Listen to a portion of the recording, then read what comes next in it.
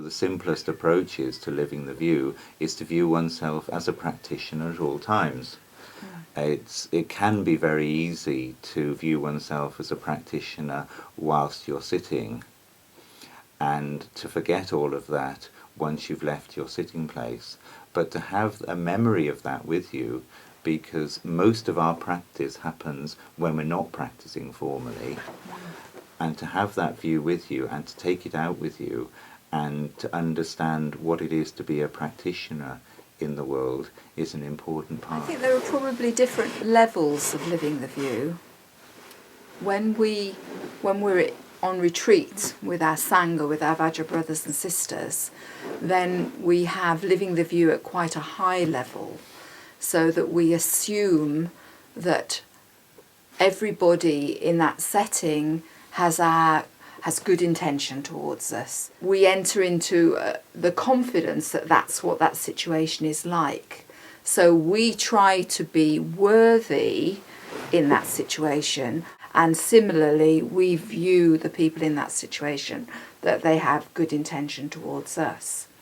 So that means that if something is going on in a conversation or whatever, and somebody appears to be not being very kind, we assume that we have misunderstood their intention rather than responding to the apparent unkindness.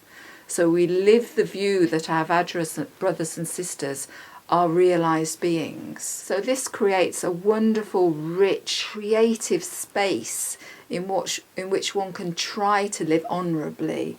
One can try and live at the very sort of pinnacle of what it means to be a good, honest, honourable human being. It's obviously much more difficult to do this in an ordinary, everyday life setting. But I think having had the flavour and experience of it in the Sangha setting, one can start to experiment with taking risks in ordinary life setting.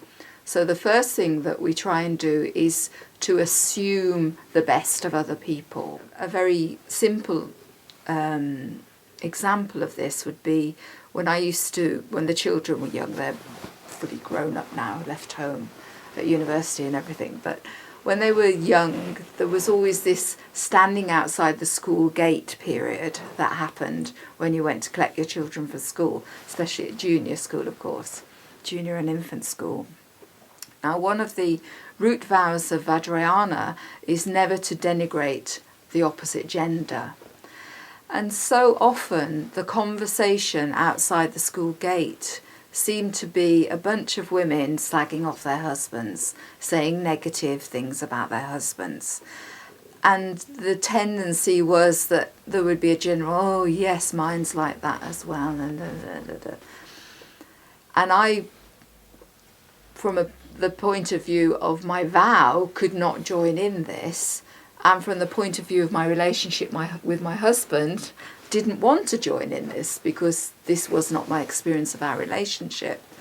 So I would try, without the other people feeling put down in any way, to just say something, well, yeah, but there's this, or oh, I haven't found that, I found this, and just try and present a more light-hearted or perhaps try and bring some humour into the conversation or whatever, to just say, well, actually, it doesn't always have to be like that.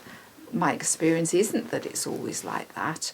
And does it actually help us all standing here agreeing with each other about this not very helpful view of our husbands? We are in relationship with them, so surely the best thing to do is to appreciate that relationship, not moan about it. So this is just a simple example of how you can try and live the view even in ordinary life.